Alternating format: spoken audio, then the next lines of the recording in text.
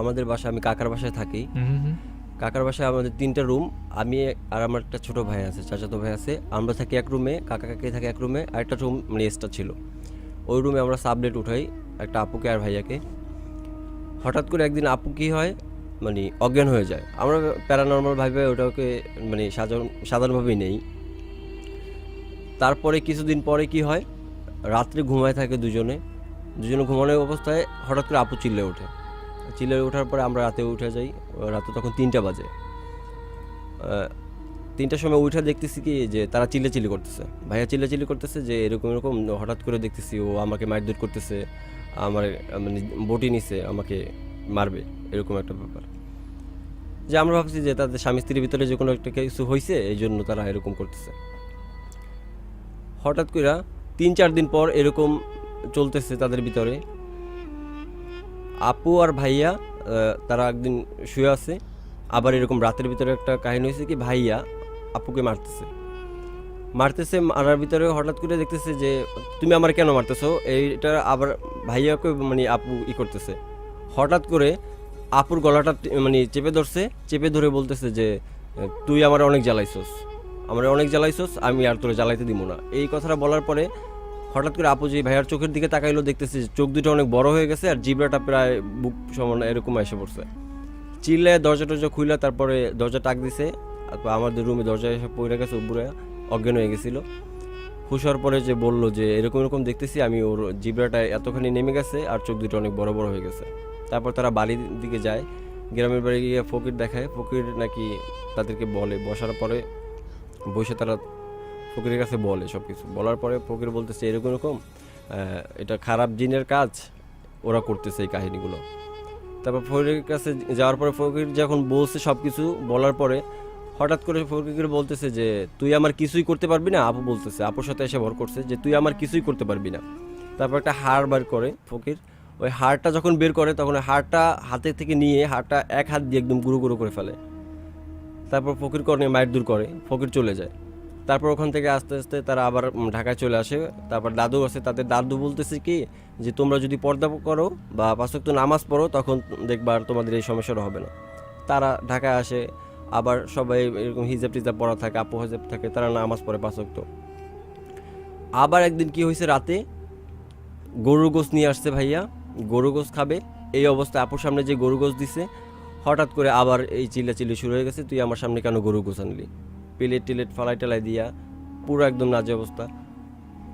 ভাইয়া কি করছে, গরু গোশটা সরাইয়া ভাইয়া আপুর ধরছে।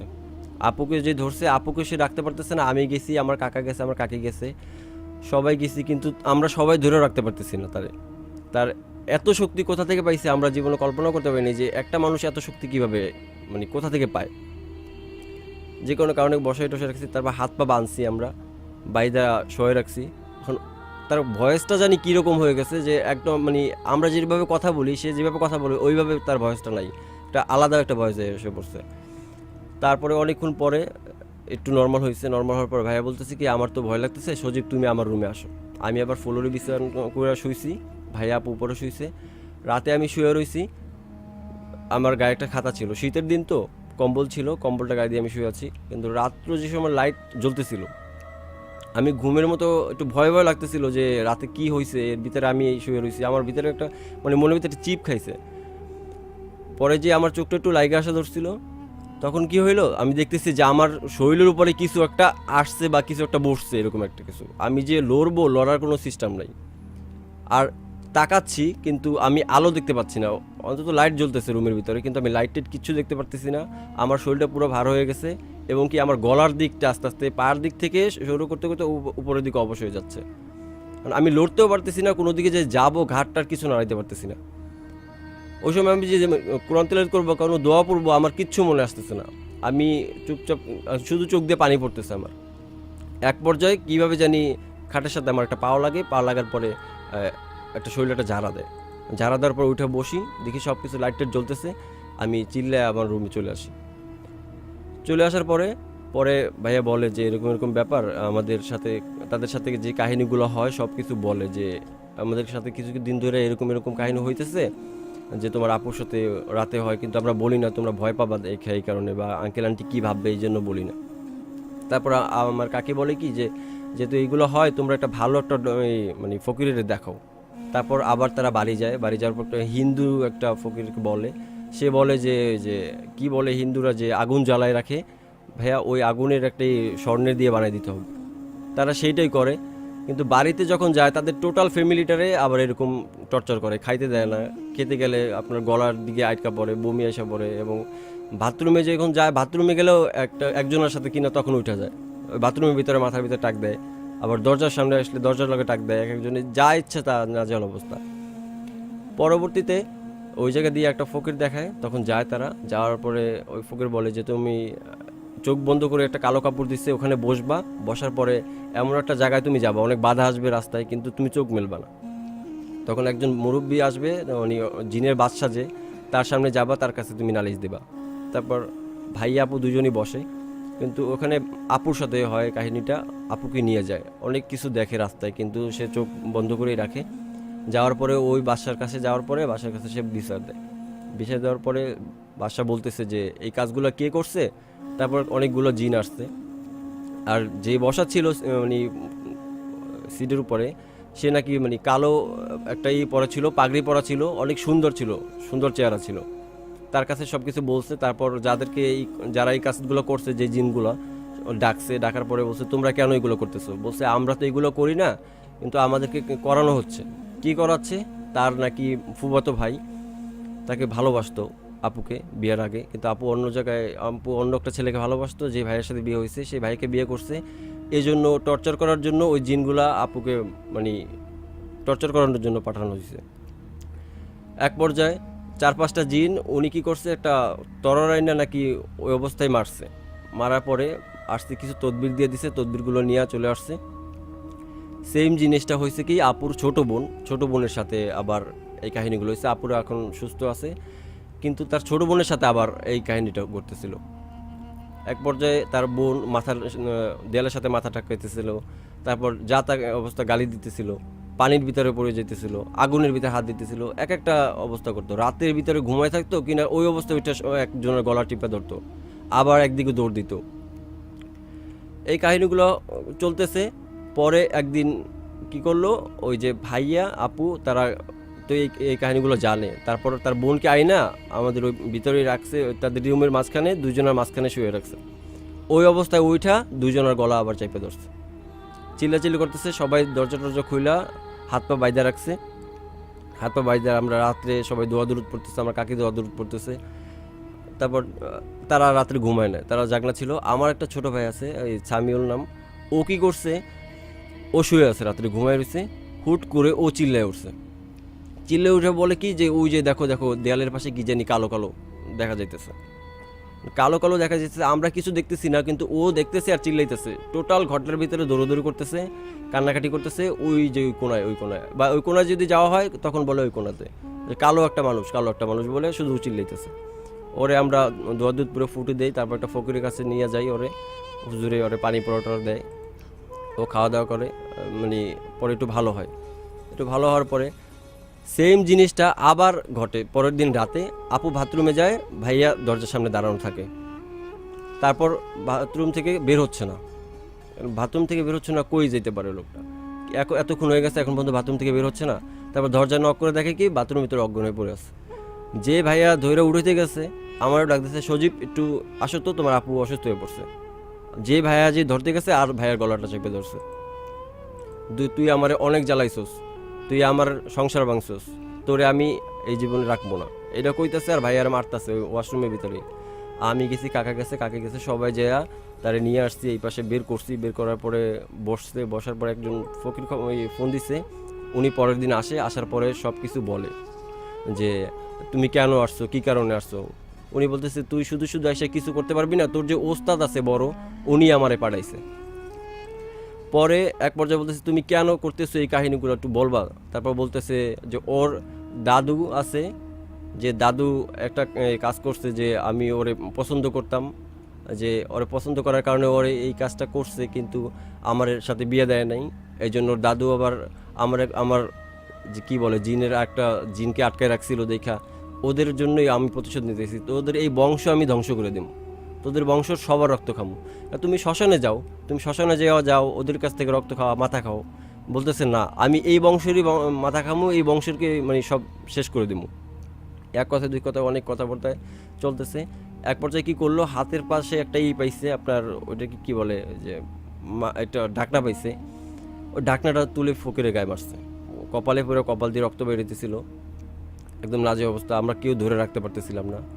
তারপর আগুন নিয়ে আসে চারোপাশ দিয়ে ঘুরতেছে, একটা কুণ্ডুলির মতো দিয়ে বসাইছে, কুণ্ডুলির ভিতরে বসাইলে সে কুণ্ডুলির ভিতরে বসতেছে না, অনেক এই জোর টোর করে বসাইছে। পরে এক সময় অজ্ঞান হয়ে পড়ে, অজ্ঞান হয়ে পড়ার পরে ফকিরে কি করছে, তাকে বলছে আমি তো আপনাদের জন্য কিছু ভালো জিন রেখা যাব আপনাদের পাহারা দেওয়ার জন্য। পরে রাতে দেখতাম কি তারা উঠতো, সালাম দিত, আমারে বলতো যে তুমি আমার রুমে এসে ঘুমাও। কিন্তু আমি ওই দিনকার ভয়ের পর থেকে আমি আর যাই নাই ভয়ে। তারপর আস্তে আস্তে দেখতাম রাত্রে যখন 3টা বাজতো তারা সালাম দিত, সালাম দিয়ে কথা বলতো, কোনো এই খারাপ হইলে তারা বলতো। এরপরে আস্তে আস্তে আমার ছোটো ভাইয়ের উপরে এই কাজটা পড়ে, চাচাতো ভাইয়ের উপরে পড়ে, ওই ছোটো যে ওর প্রতি মানে ও মাঝে মাঝে চিল্লাই মিলে ওঠে, দিনে রাতে যখন ঘুমাইতে যাইবো তখন ও চিল্লে ওঠে, খাইতে পারে না কিছু না, যখন দিকে তাকায় ওই যে কী জানি দেখা যাইতেছে, কান্নাকাটি করতেছে। পরে এক পর্যায়ে আমাদের কাছে মানে খারাপ লাগে জিনিসটা, পরে বলি আপনারা তাহলে বাসাটা ছেড়ে দেন, আমাদের সাথে আর থাকেন না।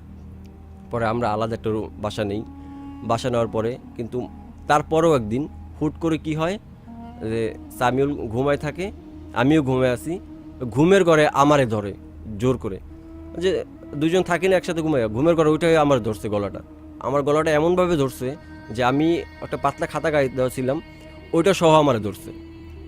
আমি কি করব, আমি ওরা ছাড়াইতে পারতেছি না, রাতে চিল্লাচিল্লি করতেছি কিন্তু কোনো কারণে ওরা ছাড়াইতে পারতেছি না। পরে এক পর্যায়ে আমি ওরা সিটকে নিয়ে মারি, ও সিটটা পড়ে যায়, পড়ে যাওয়ার পরে ও চিল্লাচিল্লি শুরু করে দেয়। পরে লাইটটা জ্বালাই, লাইট জ্বালিয়ে আমি কাকার রুমে যাই, যা বলি সব কিছু এরকম এরকম। পরের দিন আরেকজন আসে, হুজুর এসে ওরা ফুটো দেয়, ফুটো দিয়া তারপর এখন আপাতত ভালোই আছে। এই ছিল আমার দ্বিতীয় গল্প। Thank you so much. আমরা আরেকটা ঘটনা শুনবো আপনারই কাছ থেকে, তারপরে আমরা আমাদের পরের বন্ধুর কাছে যাব। শুনি। এটা হলো মানে আমার জন্মের আগে, যখন আমার মানে আমার বাবার সাথে বিয়ে হয় না তখনকার গল্প। আমার মার সাথে নাকি পরি নাকি জানি একটা এরকম ছিল, মানে রাতে যখন অমাবস্যার হতো না, অমাবস্যা পূর্ণিমা যখন আসতো তখন আম্মু নাকি অনেক দিকে এক দিকে চলে যেত। একদিন নানির সাথে আম্মা ওয়াশরুমে গেছে, ওয়াশরুমে যাওয়ার পরে বাথরুমের ভিতরে আম্মু ঢুকছে, কিন্তু আম্মু বের হচ্ছে না বাথরুম থেকে। বাথরুম খুলে দেখতেছি কি আম্মুরে দেখে না। পরে অনেক চিল্লাচিল্লি করলো, পাশে ঘুরতে টুরছে, দেখে না, কোনো জায়গায় দেখে না, নানি তো কান্নাকাটি করতেছে। এক পর্যায়ে কি হলো যে অনেক মানে আশেপাশে মানুষগুলো মানে শুনে গেছে যে ওই বাসার আমরা আম্মুরে পাইতেছে না, দেখতেছে পায় না, এরকম করতে করতে সকাল হয়ে যায়। সকাল হওয়ার পরে একজনে বলতেছে যে এরকম দেখলাম, অমুকের তো ওই জায়গায় দেখছি নদীর পাড়ে। পরে সবাই যাওয়ার পরে আম্মুরে আনার পরে বলছে তুমি কই গেছিলা, আম্মু বলতে পারে না, বলতে না পারার পরে 4 দিন না 5 দিন পরে থাকে অমাবস্যার সময় আম্মা একটা কথা বলতো যে আমবস্যা পূর্ণিমাতে ধানকে বাজে খই, 7 পরি আইনা দিছে রূপপরি কই। এই কথাটা বলতো আর সে মানে নাচতো, লাফাইতো, যা ইচ্ছা তা করতো। পরে এক পর্যায়ে ফকির বলল কি যে এর যদি বিয়ে দিয়ে দেন তাহলে এর সাথে এই প্রভাবটা থাকবে না। তখন যে কারণে আমার বাবার সাথে বিয়ে হয় আমার মায়ের। পরে মানে আমার যেদিনকে গায়ে হলুদ, ওই দিনকে কী হয়, গোসল করতে যায়, গায়ে হলুদের আগের দিন গোসল করতে যায়, যে নদী থাকে না, যে খাল থাকে তো গ্রামের অঞ্চলে, খালে গোসল করতে যায়, মানে গোসল করতে যেয়ে ডুব দেওয়ার পরে সবাই গোসল করতেছে, অনেকক্ষণ হয়ে গেছে, ডুব দিয়েও সে উঠতেছে না। পরে সবাই খুঁজতেছে, চিল্লাচিল্লি করতেছে, কই যাইতে পারে, খোঁজাখুঁজি করে পায় না।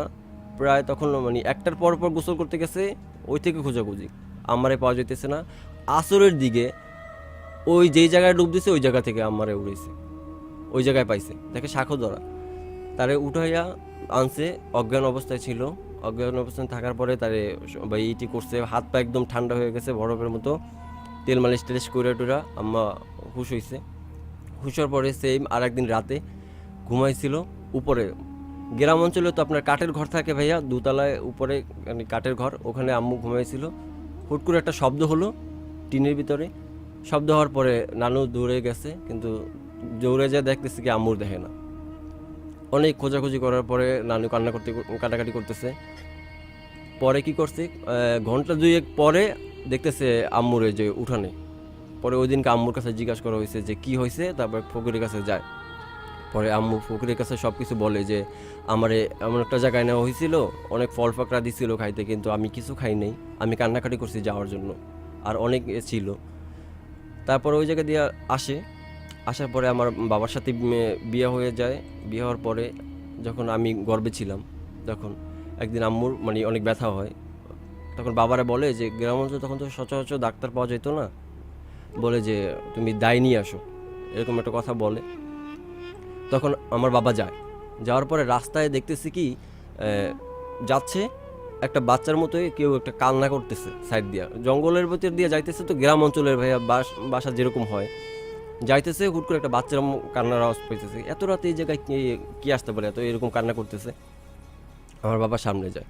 সামনে যাওয়ার পরে পিছন দিক দিয়া তারে কেউ একজন ধরে, কিন্তু সে ঘাড়ও লড়াইতে পারতেছে না, কিছু করতে পারতেছে না।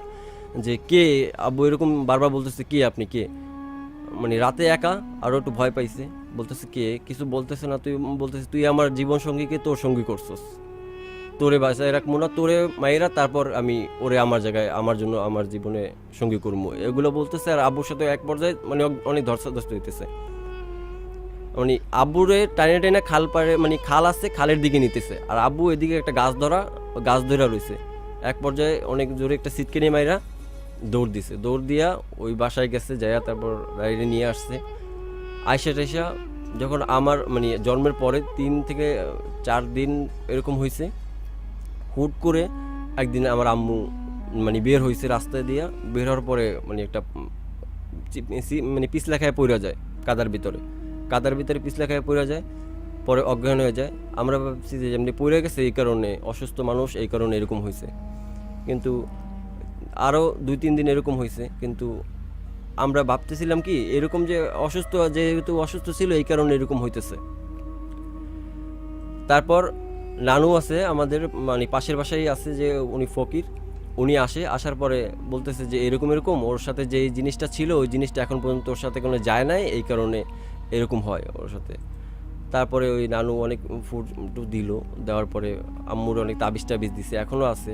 আম্মু এই জন্য অনেক শুকনা, কারণ তার সাথে এইটা ঘটতেছে, প্রায় ঘটে যে অজ্ঞান হয়ে যায়।